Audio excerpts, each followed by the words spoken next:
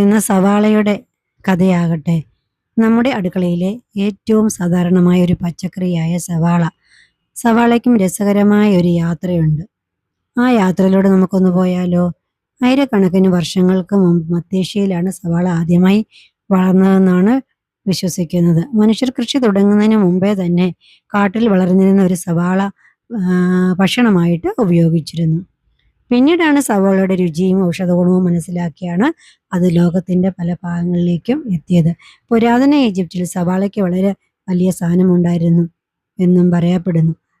അപ്പോൾ കാലക്രമേണ വ്യാപാരികൾ സവാള ഇന്ത്യയിലേക്കും എത്തിച്ചു. ഇന്ന് ഇന്ത്യൻ ഭക്ഷണത്തിൽ സവാള ഇല്ലാതെ ഒരു കറിയെക്കുറിച്ച് നമുക്ക് ചിന്തിക്കാൻ പോലും പ്രയാസമാണ്. എന്നാൽ ഒരു പ്രാവശ്യം എല്ലാവർക്കും ഉണ്ട് സവാള അരിയുമ്പോൾ എന്തുകൊണ്ടാണ് കണ്ണുനീർ വരുന്നത് എന്നുള്ളൊരു ചിന്ത. നമ്മളൊക്കെ അരിയുമ്പോൾ നമ്മുടെ കണ്ണ് നിറയാറുണ്ട്. അപ്പോൾ സവാളയുടെ കോശങ്ങൾ മുറിയുമ്പോൾ ഒരു പ്രത്യേക വാതകം പുറത്തു വരും. അത് കണ്ണിലെ വെള്ളവുമായി ചേർന്ന് ചില അസ്വസ്ഥതകൾ നമുക്ക് കണ്ണിലുണ്ടാക്കും. അതുകൊണ്ടാണ് കണ്ണുനീർ നമ്മൾ വരുന്നത്. അപ്പോൾ കണ്ണുനീര് പുറത്തുവിട്ട് ആ വാതകത്തെ കഴുകിക്കളയാനായിട്ട് ശ്രമിക്കും.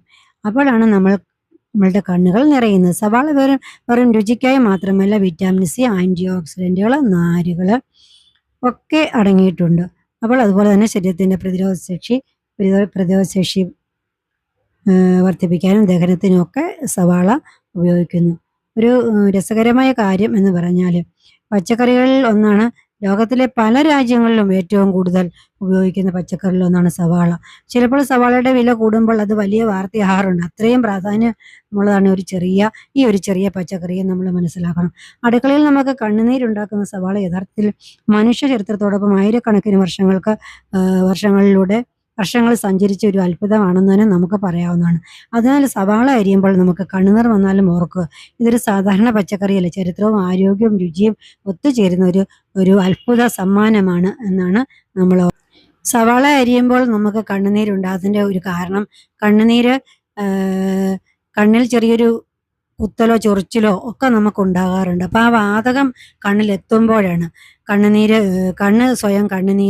കണ്ണിനെ സംരക്ഷിക്കാൻ വേണ്ടിയാണ് ഈ കണ്ണുനീര് ഉൽപ്പാദിപ്പിക്കുന്നത്. അതാണ് കണ്ണുനീര് വരുന്നത്. കണ്ണുനീർ കുറയ്ക്കാനുള്ള മാർഗങ്ങൾ എന്ന് പറഞ്ഞാൽ, നമ്മളൊരു സവാള എടുത്തൊരു 10-15 മിനിറ്റ് ഫ്രിഡ്ജിൽ വെച്ച ശേഷം അരിഞ്ഞു നോക്കിയാൽ നമ്മുടെ കണ്ണുനീര് കുറയുന്നതാണ്. അങ്ങനെ ചെറിയ ചെറിയ കാര്യങ്ങൾ നമ്മൾ അതുപോലെ നല്ല മൂർച്ചയുള്ള കത്തി ഉപയോഗിച്ചരിഞ്ഞാൽ നല്ലതാണ്.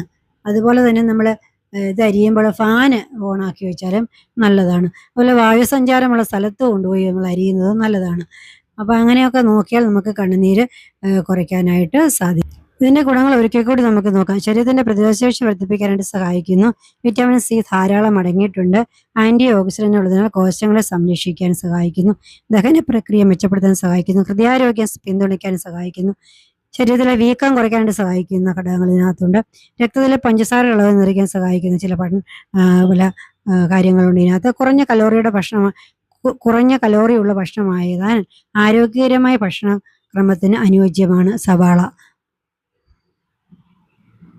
അപ്പോൾ എല്ലാ ഗുണങ്ങളുള്ള ഈ സാധാരണ സവാള യഥാർത്ഥത്തിൽ ചെറിയ പോഷകശക്തി കേന്ദ്രമാണെന്ന് തന്നെ നമുക്ക് പറയാം.